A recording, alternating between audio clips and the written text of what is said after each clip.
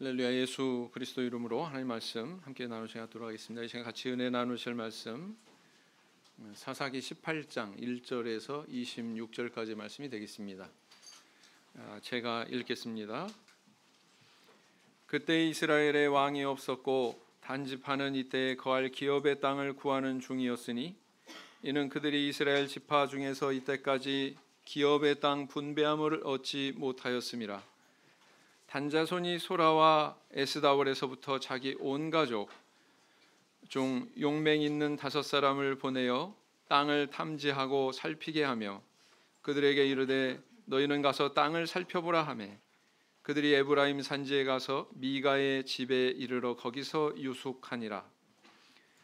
그들이 미가의 집에 가까이 올 때에 레위 소년의 음성을 알아듣고 그리로 돌이켜 가서 그에게 이르되 누가 너를 이리로 인도하였으며 내가 여기서 무엇을 하며 여기서 무엇을 얻었느냐?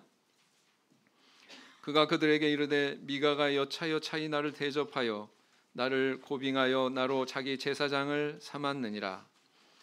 그들이 그에게 이르되 청컨대 우리를 위하여 하나님께 물어보아서 우리의 행하는 길이 형통할는지 우리에게 알게 하라. 그 제사장이 그들에게 이르되 평안히 가라. 너희의 행하는 길은 여호와 앞에 있느니라. 이에 5사람이 떠나 라이스에 이르러 거기 있는 백성을 본즉 염려 없이 거하여 시돈 사람 같이 한가하고 평안하니 그 땅에는 권세 잡은 자가 없어서 무슨 일에든지 괴롭게 함이 없고 시돈 사람과 상거가 멀며 아무 사람과도 상관하지 아니함이라. 그들이 소라와 에스다올에 돌아와서 그 형제에게 이르매 형제들이 그들에게 묻되 너희 보기에 어떠하더뇨? 가로되 일어나서 그들을 치러 올라가자. 우리가 그 땅을 본즉 매우 좋더라. 너희는 가만히 있느냐? 나아가서 그 땅 얻기를 게을리 말라. 너희가 가면 평안한 백성을 만날 것이요 그 땅은 넓고 그곳에는 세상에 있는 것이 하나도 부족함이 없느니라. 하나님이 너희 손에 붙이셨느니라. 단지파 가족 중 600명이 병기를 띠고 소라와 에스다올에서 출발하여 올라가서 유다 기랏 여아림에 진치니 이러므로 그곳 이름이 오늘까지 마하네단이며 그곳은 기랏 여아림 뒤에 있더라. 우리가 거기서 떠나서 에브라임 산지 미가의 집에 이르니라. 전에 라이스 땅을 탐지하러 갔던 5사람이 그 형제들에게 말하여 가로되 이 집에 에봇과 드라빔과 새긴 신상과 부어 만든 신상이 있는 줄을 너희가 아느냐? 그런즉 이제 너희는 마땅히 행할 것을 생각하라 하고 5사람이 그 편으로 향하여 소년 레위 사람의 집 곧 미가의 집에 이르러 문안하고 단자손 600명은 병기를 띠고 문 입구에 서니라. 땅을 탐지하러 갔던 5사람이 그리로 들어가서 새긴 신상과 에봇과 드라빔과 부어 만든 신상을 취할 때에 제사장은 병기를 띤 600명과 함께 문 입구에 섰더니 그 5사람이 미가의 집에 들어가서 그 새긴 신상과 에봇과 드라빔과 부어 만든 신상을 취하여 내매 제사장이 그들에게 묻되 너희가 무엇을 하느냐? 그들이 그에게 이르되 잠잠하라. 내 손에 입을 대라. 우리와 함께 가서 우리의 아비와 제사장이 되라. 내가 한 사람의 집에 제사장이 되는 것과 이스라엘 한 지파 한 가족의 제사장이 되는 것이 어느 것이 낫겠느냐? 제사장이 마음에 기뻐하여 에봇과 드라빔과 새긴 우상을 취하고 그 백성 중으로 들어가니라. 그들이 돌이켜서 어린아이들과 가축과 물품을 앞에 두고 진행하더니 미가의 집을 멀리 떠난 때에 미가의 이웃집 사람들이 모여서 단자손을 따라 미쳐서는 단자손을 부르는지라. 그들이 낯을 돌이켜 미가에게 이르되 내가 무슨 일로 이같이 모아가지고 왔느냐? 미가가 가로되 나의 지은 신들과 제사장을 취하여 갔으니 내게 오히려 있는 것이 무엇이냐? 너희가 어찌하여 나더러 무슨 일이냐 하느냐? 단자손이 그에게 이르되 내 목소리를 우리에게 들리게 말라. 노한 자들이 너희를 쳐서 내 생명과 내 가족의 생명을 잃게 할까 하노라 하고 단자손이 자기 길을 행한지라. 미가가 단자손이 자기보다 강한 것을 보고 돌이켜 집으로 돌아갔더라. 애굽 사람들에게 나일강은 신처럼 여겨졌다고 이렇게 전해지죠. 그런데 오늘날 인도 사람들에게는 이 겐지즈강이 신처럼 그렇게 여겨집니다. 그래서요, 이 강에 죽은 사람의 시신을 떠내려 보내기도 하고, 그러면 좋은 곳으로 간다고 믿거든요. 그 다음에 또 죽은 사람을 화장시켜 가지고 그 뼈를 갖다가 또 이 강물에 뿌리기도 하고 말이죠. 뿐만 아니라 산 사람도 무슨 문제가 있어 가지고 이 강물에 몸을 담그면 뭐 죄도 씻어지고, 그리고 또 뭐 불길한 징조도 떠나가고, 그 다음에 뭐 악한 질병이 있으면 낫는다, 이런 믿음을 가지고 있단 말이죠. 자, 그런데 이렇게 막 시신도 막 이렇게 떠내려 보낼 뿐만 아니라 사람들이 가진 오물을 갖다 여기다 버리기 때문에 어떻겠습니까? 오염도가 어떨까요? 오염도가 아주 심각하다는 거예요. 근데 그럼에도 불구하고 인도 사람들은 이 강물을 끓이지도 않고 살균하지도 않고 태연스럽게 마십니다. 우리 성도님들 인도에 여행 가면은 인도 사람이 이렇게 권하면 어떻게 하실래요? 이것을 목격한 외국의 한 과학자가 참 기가 막히니까 이 강물을 떠가지고 인도 사람에게 현미경으로 보여줬답니다. 현미경에 비친 그 강물에 뭐가 있었겠습니까? 막 그냥 온갖 기생충이 버글버글하고 막 병균들이 우글우글하고 한 모습을 보여준 거예요, 인도 사람한테. 자, 보세요. 이 강물 끓이기 전에는 절대 마시면 안 됩니다, 이렇게 얘기했더니 인도 사람이 어떻게 행동했다고 그래요? 인도 사람이 갑자기 막 이 과학자한테 막 화를 내면서 현미경을 깨버렸대요. 무슨 의미인지 아시겠어요? 사람들은 보아야 할 것을 보지 않습니다. 자기가 보고 싶은 것만 봐요. 사람들은 들어야 할 말을 잘 안 듣습니다. 무엇만 들어요? 자기가 듣기 좋은 말만 골라서 들어요. 그런 성향이 있습니다. 그래서 자기가 받아들여야 되는데 그 받아들이지 않고 받아들이고 싶은 것만 이렇게 골라서 받아들이는 이런 성향이 모든 사람한테 있단 말이에요. 그죠? 그렇게 받아들인 것이 뭐 바른 생각이고 바른 신앙이고 그러면 다행일 텐데, 인도 사람처럼 이렇게 그릇된 미신에서 유래된 그런 생각이나 그런 신앙이나 아집이면 이거 심각한 거죠. 그렇습니다. 성도님들 지난 세월 형통하셨고 내년에도 계속 형통했으면 좋겠죠. 네, 그런 거 보니까 분명히 올 한 해 형통하셨던 것 같습니다.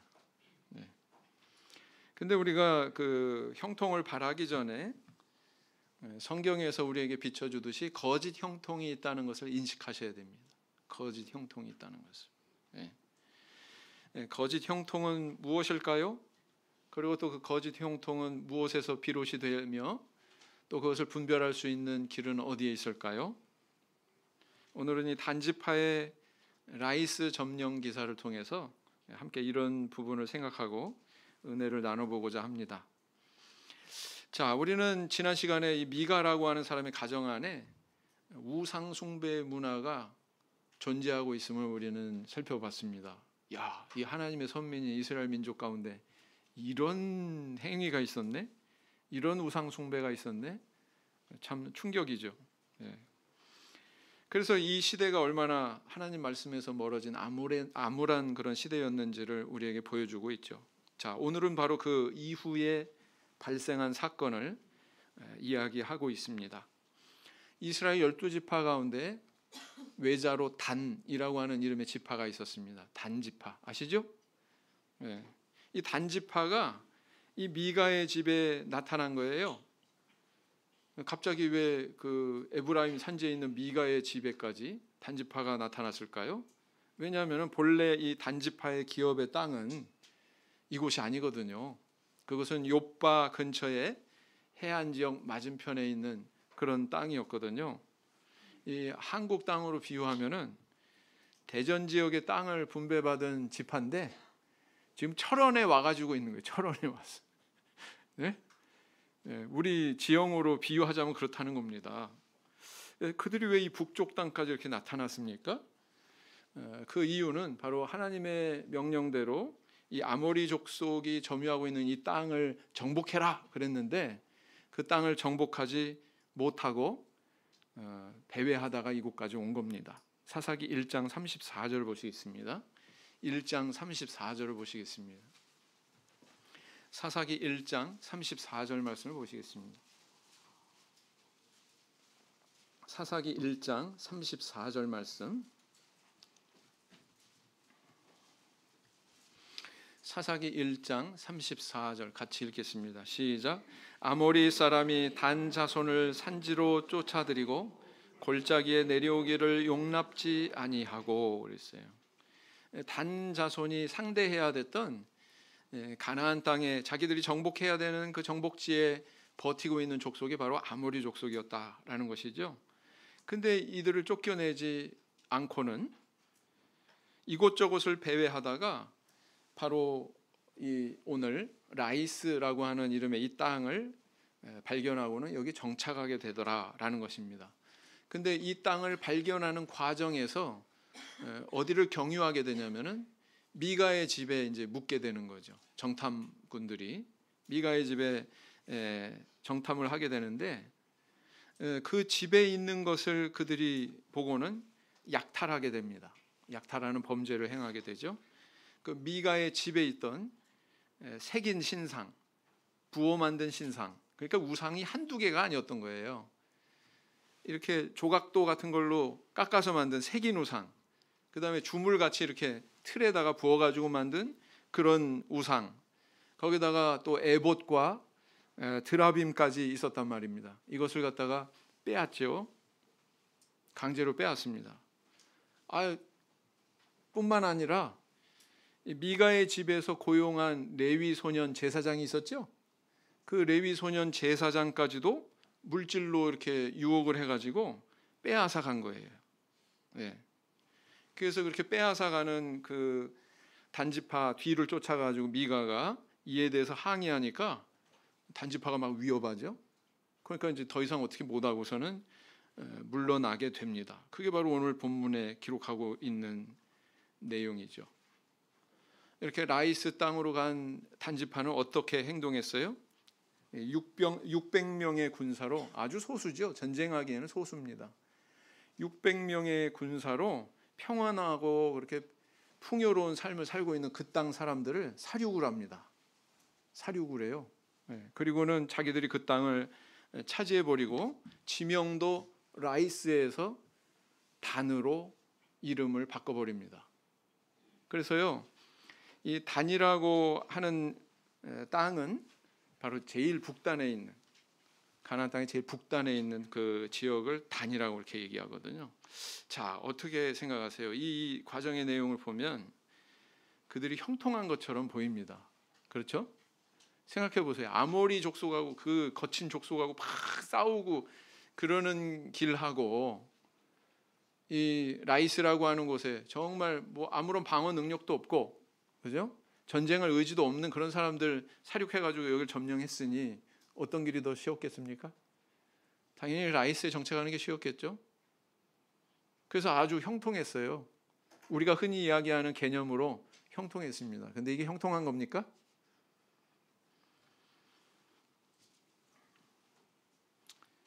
이 상부 갈릴리의 이 단 땅은요, 지금도 가잖아요.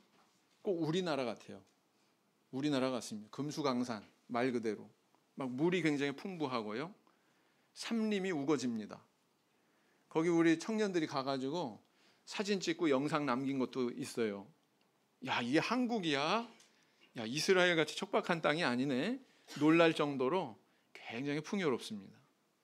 자, 그런 풍요로운 땅을 정복했으니 형통한 겁니까? 우리가 영적인 분별력을 가지고 보면 사실 단지파의 이런 행동을 통해서 정복한 땅은 이후에 이스라엘의 멸망의 그림자를 가져왔던 부정하고 가증한 땅입니다. 그 이유에 대해서 이제 오늘 쭉 말씀을 드릴게요. 자, 어찌 되었건 오늘 본문 말씀이 우리에게 주시는 형통에 대한 교훈은 바로 이것입니다.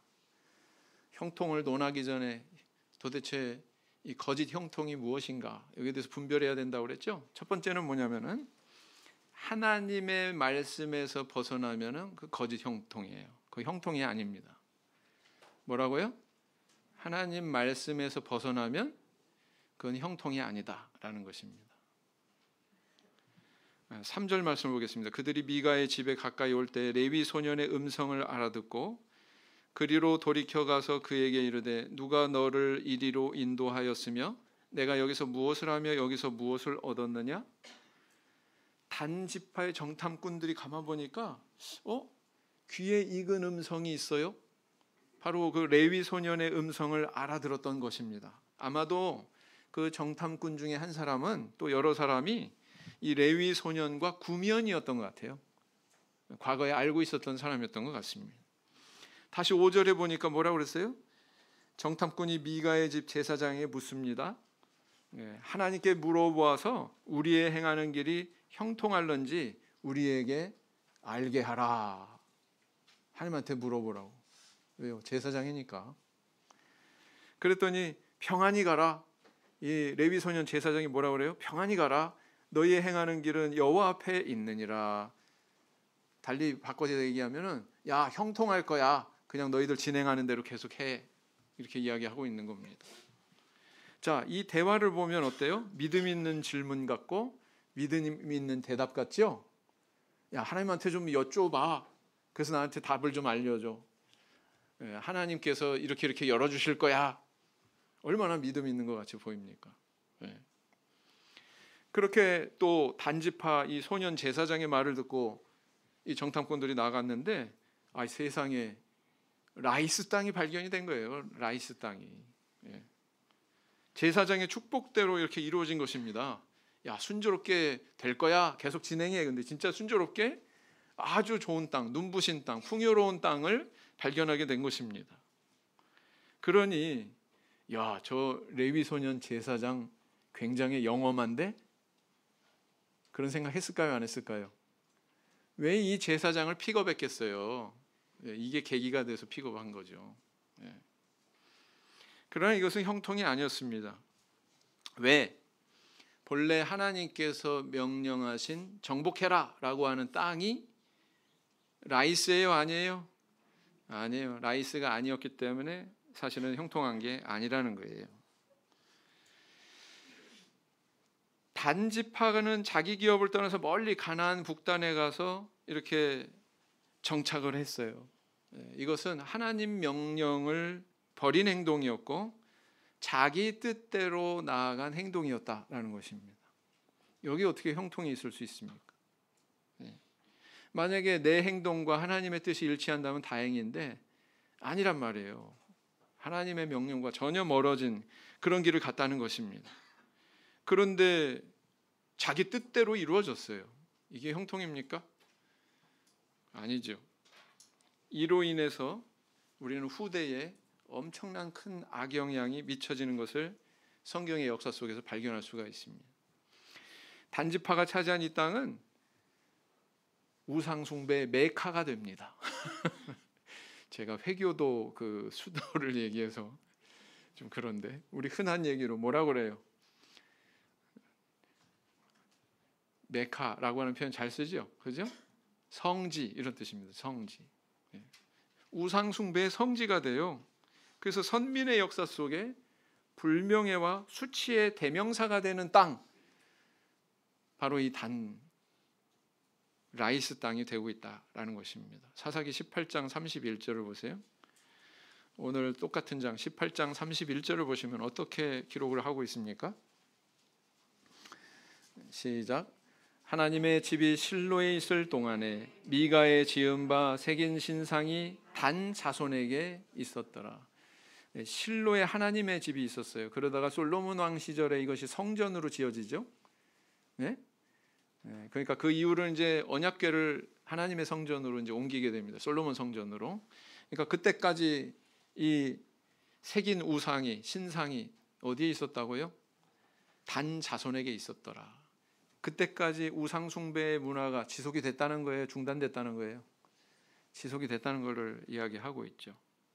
자, 이런 모습을 가졌단 말이에요. 이런 단지파가 가지고 있었던, 또 단지파와 대화한 이 제사장, 레위 소년 제사장이 가지고 있던 그런 신앙은 뭐가 문제입니까? 겉으로 드러나는 말은 어때요? 번지르르하죠. 하나님께 물어봐. 하나님께서 뭐 물을 것도 없어. 하나님께서 길 열어주실 거야. 믿음 있어요, 없어요? 겉으로 볼 때 있는 것 같이 보이죠. 근데 아니었다는 거예요. 믿음의 형식만 있고 믿음의 본질적인 내용은 없는, 우상 숭배하면서 하나님을 운운하는 그런 자리에 있었다는 것입니다. 이런 형태의 그런 신앙은 엘리 제사장의 시대도 있었습니다. 블레셋과의 전쟁이 터졌는데, 자, 엘리 제사장의 두 아들 뭐예요? 홈니와 비느하스가 이 전쟁에서 승리하기 위해서 뭘 가지고 들쳐매고 나갑니까? 언약궤를 들쳐매고 나가죠. 이 행위가 어떻게 보면 일리가 있어요. 왜요? 여리고성 무너뜨릴 때도 뭘 앞세웠어요? 언약궤를. 광야에서 또 행진할 때도 뭘 앞세워서 행진했습니까? 언약궤를. 요단강 건널 때도 또 어떻게 건넜습니까? 언약궤를 맨 제사장 앞세우고. 그러니까 전쟁에 나갈 때 이 언약궤, 하나님의 임재 상징인 언약궤를 의지하면 우리가 전쟁에 이길 거야. 막연히 이렇게만 생각한 거죠. 그것만 동원하면 이기는 줄 알았죠. 이게 뭐냐면은 주술적 생각입니다. 엘리 제사장의 두 아들은 하나님의 말씀에 대한 순종함이 없었어요. 그래서 사실은 이것은 하나님께서 이 전쟁을 통해서 그들을 징벌하고자 하시는 그런 섭리에 의해서 이루어진 일이었습니다. 근데 그들은 생각하기를 언약궤만 메고 나가면 이길 거야. 웬걸요? 전쟁에 패하고 홈리와 비느하스는 죽고 언약궤는 블레셋에 빼앗깁니다. 이스라엘에 이런 역사가 없었죠. 유일무이한 사건이었죠.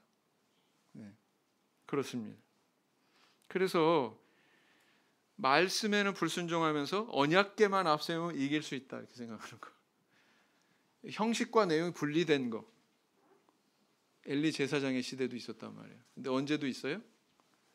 사사 시대에도 있어요.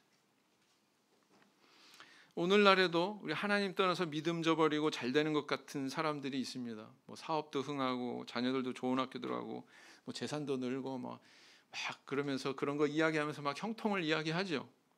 정말 형통한 건가요? 우상 숭배하고 믿음 떠나 살면서 형통한 건가요? 뭐 절에 다니고 이상한 사이비 종교 믿으면서 사회적으로 잘 나가는 사람들 참 많아요. 그죠? 네? 그럼 형통한 겁니까? 네. 여러분들 이걸 잘 분별을 하셔야 됩니다.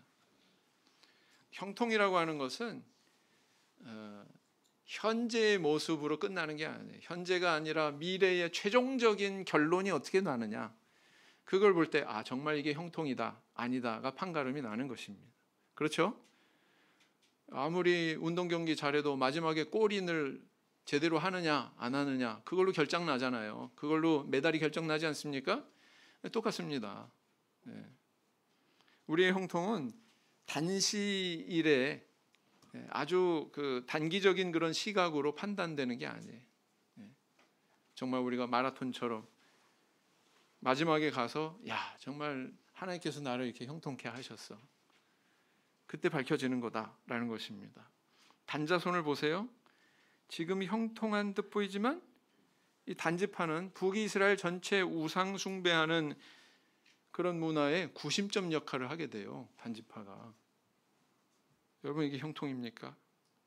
첫 단추 잘못 깨면은 나중까지 다 흐트러져 버리죠. 파종할 때 잘못 파종하면 나중에 어떻게 됩니까? 엉뚱한 열매가 맺혀지게 되죠. 그렇습니다. 그래서 우리 성도님들 거짓 형통과 참 형통이 뭔지 여기에 대해서 먼저 분별하셔야 된다라는 거예요. 참 형통의 씨앗은 무엇입니까? 하나님 말씀이에요. 하나님 말씀을 씨앗에 비유하죠. 그 말씀을 제대로 심어야 그것에 걸맞는 열매가 우리한테 나중에 맺혀지거든요. 시간이 오래 걸리든 많은 공이 들어가건 순수한 하나님께서 주시는 그런 형통의 열매를 수확할 수 있다는 것입니다. 부디 거짓 형통에 미혹되지 않고 이렇게 순종을 통해서 참 형통의 씨앗을 수확하시는 저 우리 성도님들 되길 원합니다. 신명기 29장 9절 말씀 보겠습니다.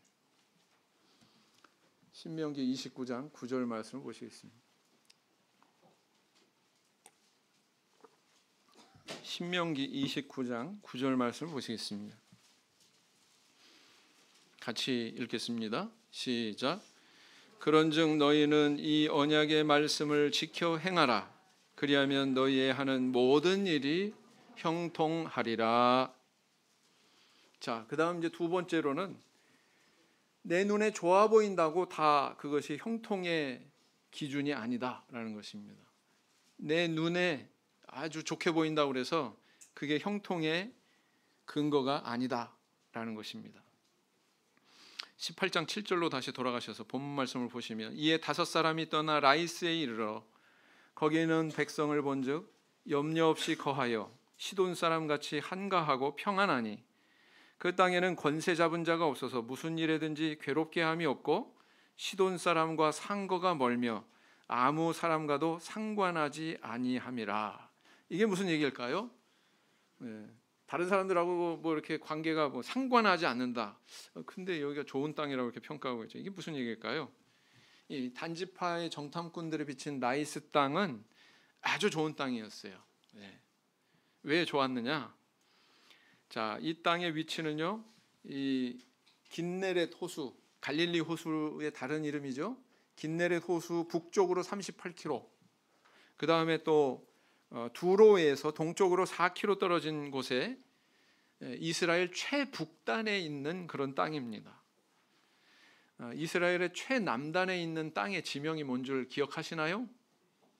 브엘세바죠. 7 우물을 통해서 7 암양을 증거로 해서 그 소유권을 확보했던 그 7 브엘세바, 그죠? 브엘세바라고 하는 곳이죠. 그래서 최북단에서 최남단까지를 뭐라고 부르냐면은 단에서 브엘세바까지 이렇게 얘기합니다. 우리말로 바꿔 가지고 표현을 하면 백두에서 한라까지 이 정도 되는 표현이다. 이렇게 생각하시면 됩니다. 자, 그래서 최북단이에요. 이곳의 특징은 뭐냐면은 시돈이라고 하는 나라의 지배하에 있지만 거리적으로 굉장히 멀어요. 그러니까 이 사람들이 뭔가 와가지고 간섭하고 이렇게 통치하려고 하고 그러기에 굉장히 불편한 데입니다. 그러니까 좋아요. 간섭 안 받으니까 좋다는 거예요. 그 다음에 또 서북 쪽에는 레바논 산맥이 이렇게 가로막혀 있고 또 북동쪽에는 헤르몬 산이 이렇게 가로막혀 있어요. 외적들이 잘 쳐들어올 수 있을까요? 없을까요? 잘 쳐들어올 수가 없어요. 그러니까 우리끼리 그냥 이렇게 평온하게 잘 살 수 있는 그런 지정학적인 위치를 가진 땅이 바로 이 라이스였다라는 것입니다. 그야말로 이 라이스 땅은 육신적인 안목으로 볼 때 최고의 여건을 가진 나이스한 땅이었어요. 그런 땅이었습니다. 그래서 단지파 정탐꾼들이 어떻게 표현하고 있냐면은 매우 좋더라. 그 표현뿐만 아니라 하나도 부족함이 없더라. 여러분, 이렇게 평가되는 땅이 있었나요? 이스라엘 중에서? 육신적으로 보면 어때요? 최고의 땅이죠. 최고의 땅입니다. 18장 9절에서 10절 말씀 보겠습니다. 가로되 일어나서 그들을 치러 올라가자. 우리가 그 땅을 본즉 매우 좋더라. 너희는 가만히 있느냐? 나아가서 그 땅 얻기를 게을리 말라. 너희가 가면 평안한 백성을 만날 것이요 그 땅은 넓고 그곳에는 세상에 있는 것이 하나도 부족함이 없느니라. 하나님이 너희 손에 붙이셨느니라. 어때요? 이런 평가를 받아본 땅이 없어요. 사실은 최고의 땅입니다. 자, 이런 땅에 이 단지파가 정착하게 된 거죠. 그 이후의 역사를 살펴보면 참 기가 막힌 그런 상황이 벌어지는 거예요. 모세의 손자 게르손의 아들 요나단이 여기에 제사장으로 자리하고는 우상숭배로 타락하게 만드는 역사의 어두운 그림자를 드리우게 됩니다. 이 땅에서. 사사기 18장 30절을 보시겠습니다. 같은 장 30절을 보시면 단 자손이 자기를 위하여 그 새긴 신상을 세웠고 모세의 손자 게르손의 아들 요나단과 그 자손은 단 지파의 제사장이 되어 이 백성이 사로잡히는 날까지 이르렀더라 그랬어요. 여러분, 모세의 손자라고 하면 얼마나 그 여호와의 신앙의 뿌리가 깊어야 마땅하겠습니까? 그렇죠? 우리 성도님들 가운데 좋은 신앙이 좋은 그런 부모나 조부모나 두셨다면 참 축복된 일이에요. 왜요? 그것을 잘 계승할 수 있는 가능성이 많기 때문에. 그런데 앞불사 참으로 애석하게도 이 모세의 손자는 이런 길을 갔다는 것입니다. 단지파의 제사장이 돼가지고 우상숭배 앞장서는 그런 자리에 있게 되었다라는 것이. 분열왕국 시대에 우상숭배로 악명 높은 임금이 있죠. 초대 임금, 북이스라엘 왕국, 북왕국의 초대 임금 누구예요? 이 사람은 우상숭배하는 악한 왕의 대명사가 됩니다. 그래서 나쁜 왕들 얘기할 때, 우상숭배하는 그런 왕들 이야기할 때 다 누구 이름을 들어가지고 이야기하냐면 여로보암, 그죠? 여로보암의 길로 행하였더라. 여로보암의 길로 행하였더라. 이 반복구죠. 계속 나오거든요. 그 여로보암이 왜 그렇게 악명 높은 사람이 됐습니까? 왜 악명 높은 군주가 됐어요? 금송아지 우상 둘을 만들어서 하나는 베델에 두고 다른 하나는 어디다 둡니까? 단에다가 둡니다. 단에다. 왜 단에다가 뒀을까요? 사실은 그 단에다가 두는 선행적인 그런 바탕이 어디에 있었냐면은 모세의 손자 요나단이 제사장 노릇하면서 우상 숭배를 했기 때문에 여기 두는 게 적절하겠다. 지금도 성지순례 가면 단에는 우상 숭배했던 그 유적 터가 있습니다. 유적 터가 있어요. 바로 이런 길을 갔다라는 거예요. 결국 이 북이스라엘 왕국은 아수르에 멸망하기까지 계속 우상 숭배를 유지하는 구심점이 되었던 것입니다. 우상 숭배의 메카. 자, 이런 사실을 놓고 보면 어때요? 눈에 보이는 대로 선택했죠? 최고의 땅 선택했죠? 근데 결과는 이래요. 여러분들 어떻게 생각하세요? 이게 형통입니까? 형통 아니죠? 형통이라고 이야기할 수가 없죠. 그래서 우리는 눈 관리를 잘해야 된다. 눈에 보이는 대로 덥석덥석 선택하면 안 된다. 그죠? 청년반들 잘 들으세요. 눈에 볼 때 너무 멋지고 막 핸섬하고 막 아리답고 막 그렇다고 대시하고 막 그러면은요 큰일 난다고요. 눈에 보이는 대로 선택하면 큰일 난다고요. 제주 과일상들은 과거에 감귤 이쁘게 보려고 몇 주 전에 그 제주 감귤 맛있게 드셨죠? 네? 그거 예쁘게 보이게 한다고 뭐죠? 카바이트인가 뭐 화공약품 써가지고 익히잖아요, 일부러. 근데 그게 본래 귤 맛이 아니더라고요. 제주 가서 보니까 그보다 훨씬 맛있어요. 근데 색깔은 펄이에요. 겉으로 볼 때 색깔은 펄인데 쪼개가지고 이렇게 먹으면은요 노란색 귤하고는 비교도 안 되게 맛있어요. 그래서 물어보니까 그건 덜 익은 거래요. 일부러 그냥 화공약품으로 익혀가지고 보기만 좋았지 그건 덜 익은 거래요. 어때요? 제대로 된 맛 보셨나요? 네? 그러니까 눈으로 그 보여진다고 해서 다 좋은 게 아니란 말이에요. 네? 모델하우스 잘 지어놓고서 와서 뭐 분양 받으세요, 막 뭐 전단지 돌리고 해서 가가지고 계약하고서 딱 분양 받아서 보니까 이 집이 아닌데 그래요, 안 그래요? 이렇게 눈에 보이는 거하고 이렇게 괴리되어 있단 말입니다. 인터넷에서 막 광고 화면 보고서 막 물건이 너무 뭐 색깔도 좋고 너무 좋아. 딱 주문했더니 엉망진창이에요. 그런 경험 해봤어요, 안 해봤어요? 저도 해봤어요. 눈으로 보는 게 다가 아니구나. 그래서 네? 화장의 얼굴에 반해서 결혼하면 네. 그 다음 얘기하면은 눈에 보이는 게 다가 아니란 말이에요. 눈에 보이는 대로 선택하면 안 된단 말이에요. 그래서 그 창세기에도 보면 아브라함과 롯을 대조시켜 가지고 이렇게 이야기하고 있지 않습니까? 롯이 선택한 것은 최고의 선택이었어요. 여호와의 동산 같고 애굽 땅과 같았더라. 소돔과 고모라 땅이. 근데 어떻게 됐습니까? 눈에 보이는 대로 이렇게 선택했더니 나중에 뭐예요? 최종적으로는 하늘에서 유황불 내려가지고 다 멸망했죠. 남은 거 아무것도 없었잖아요. 그냥 혈혈단심 그냥 딸 둘이 있었죠. 같이 그냥 생명을 구원하기 위해서 산으로 가서 굴에 들어가지 않습니까? 모든 걸 잃었어요. 모든 걸 소유하고자 눈에 보이는 대로 그렇게 선택했는데 그 눈에 보이는 선택으로 한 것이 형통의 길이 아니었더라. 보여주고 있지 않습니까?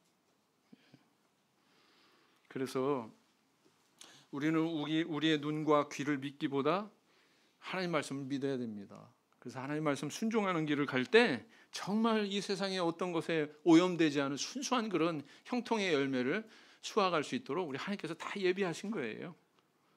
화공약품으로 색깔 물들이지 않은 그런 정말 맛있는 형통의 열매를 우리가 수확하도록 우리 하나님은 예비하고 계신 겁니다. 어떻습니까? 우리 성도님들 내 눈을 믿기보다 하나님 말씀 믿고서 순종하시는 저 우리 성도님들 되길 원합니다. 그 다음에 이제 세 번째로 뭐냐면은 힘으로 남의 것 빼앗는 것은요, 그건 형통이 될 수가 없습니다. 뭐라고요? 힘으로 남의 것 빼앗으면 그러고 나서 내가 형통했다, 형통일 수 있다 없다? 형통일 수 없다라는 것입니다. 다시 본문 말씀으로 돌아가셔서 18절 19절을 보겠습니다. 그 다섯 사람이 미가의 집에 들어가서 그 새긴 신상과 에봇과 드라빔과 부어 만든 신상을 취하여 내매 제사장이 그들에게 묻되 너희가 무엇을 하느냐? 그들이 그에게 이르되 잠잠하라, 내 손을 입에 대라, 우리와 함께 가서 우리의 아비와 제사장이 되라. 내가 한 사람의 집의 제사장이 되는 것과 이스라엘 한 지파 한 가족의 제사장이 되는 것이 어느 것이 낫겠느냐. 이 단지파의 행동을 보세요. 하나님 믿는 백성이잖아요. 근데 한 가정에 무려 600명이 몰려들어가지고 어떤 일을 저지르고 있습니까? 그 집을 점령해가지고는 안에 있는 재산을 다 약탈합니다.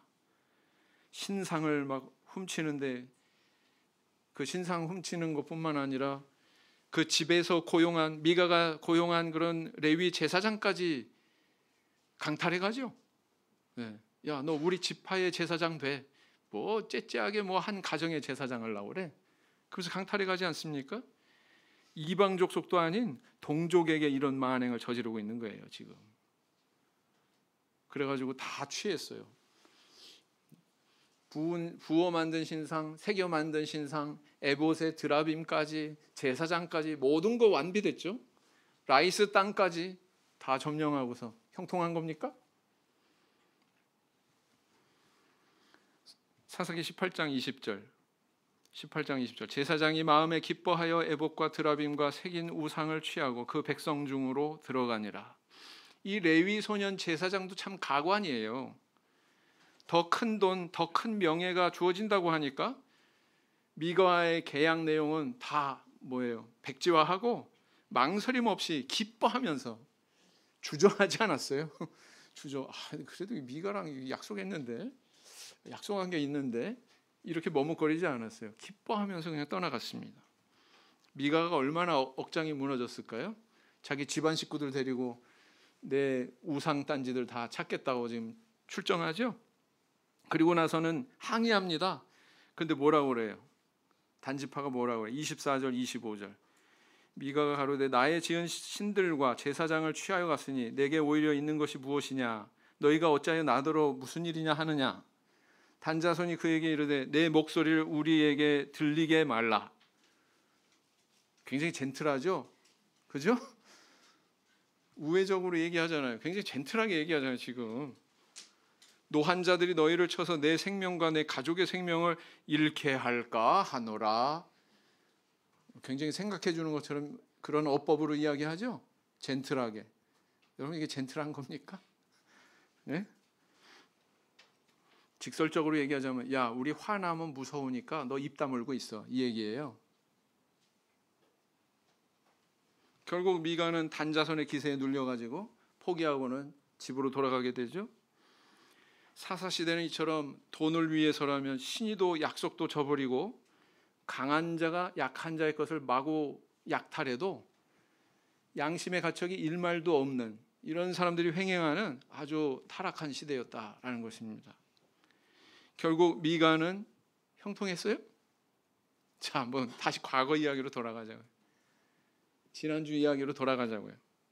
자, 그는 우상을 새겨 만들고 에봇과 드라빔도 구비하고 레위 소년 제사장까지 딱 앉혀놓고서는 뭐라고 그랬냐면, 이제 여호와께서 나를 복 주실 거야, 형통케 하실 거야, 이렇게 얘기했죠.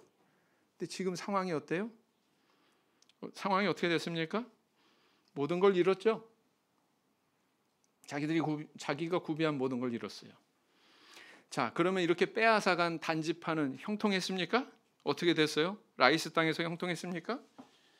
분열 왕국 시대에 와서까지 우상 숭배를 주도하던 그런 역할을 하더니 북이스라엘 왕국이 멸망하기까지 그 일을 계속했습니다. 우상 숭배의 메카가 되었어요. 결국은 이 지파 성경에서 어떻게 취급하고 있죠? 계시록 7장에 보면 구원받은 이스라엘 지파 12지파의 이름이 쭉 나열돼서 나옵니다. 그렇죠? 근데 아무리 찾아봐도 단지파가 없어. 단지파 있어요, 없어요? 단지파 없어요. 12지파 가운데. 이게 어떻게 된 일입니까, 이게? 마지막 구원에서 제외된 거예요. 그렇죠? 네. 마치 가룟 유다가 예수님 12제자 가운데 구원에서 제외된 것처럼. 그죠? 여러분, 이건 하나님 책임 아니에요. 누구 책임입니까? 사람 책임이에요. 하나님한테 책임 돌리면 안 돼요. 사람 책임입니다. 사사시대는 이처럼 공의와 율법이 지배하는 사회가 아니고 힘의 논리가 지배하는 시대였다라는 거예요. 하나님의 말씀을 떠난 시대, 눈에 보이는 대로 욕심대로 취하고 남의 것 빼앗는 시대, 그래도 눈 하나 깜짝 않는 시대, 공의와 정의가 아니라 힘의 논리가 지배하는 시대, 그런 시대가 사사시대란 말입니다. 우리 교회 안에는 그런 게 있어요, 없어요? 우리 교회 안에 그런 모습이 있습니까, 없습니까? 만약에 그런 모습이 들어오려고 한다면 그런 모습에 대해서 우리 용납하면 됩니까, 안 됩니까? 안 된단 말이에요. 일반 교회는요, 스카우트 해가요, 목회자들. 여기 미가의 제사장 같이, 야, 우리 뭐 스카우트비 얼마 줄 테니까 올래? 그런 뉴스를 접할 때 저는 이 대목을 생각하게 됩니다. 우리 교회는 그런 교회가 아니에요. 그런 타락한 그런 시대의 모습을 담고 있는, 자본주의의 그런 발전의 원리와 동일한 그런 성장을 추구하고 있는 그런 세상의 교회와 다르단 말입니다. 우리 교회는. 이런 사사시대의 이런 모습을 통해서 하나님께서 우리가 경계해야 되는 거짓 형통의 모습은 이런 것이다 라고 우리에게 오늘 보여주고 있는 것입니다. 부디 우리 성도님들 인생을 살아가는 데 있어서도 또 교회를 선택하고 교회 안에서 생활하는 가운데 있어서도 이런 분별력이 있기를 원합니다. 그래서 이렇게 화려한 포장지에 가려진 이 시대의 거짓을 분별하셔서 진정 우리 하나님께서 우리를 위해서 예비하신 오염되지 않은 순수한 형통의 열매로 풍요로워지시고 만족하시고 하나님 앞에 감사의 열매로 화답하시는 저와 우리 성도님들 다 되시기를 예수님 이름으로 기원드립니다. 묵상 기도하시겠습니다.